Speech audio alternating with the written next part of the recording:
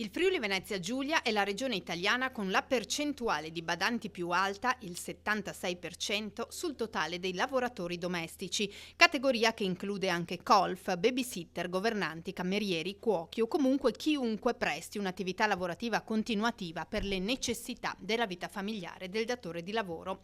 Nella nostra regione, appunto, per la maggior parte la categoria è rappresentata dalle badanti, a livello nazionale invece dalle colf.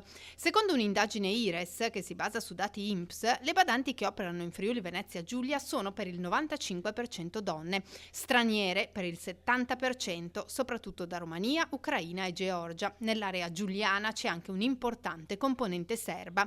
Per quanto riguarda i guadagni, solo una su tre supera i 12.000 euro di reddito lordo annuale.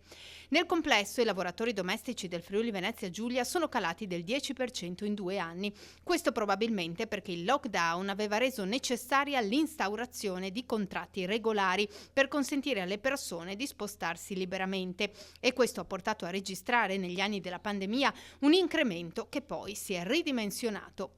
I dati dell'IRES poi riguardano solo una parte del fenomeno, essendo molto rilevante in questo settore la dimensione del lavoro sommerso.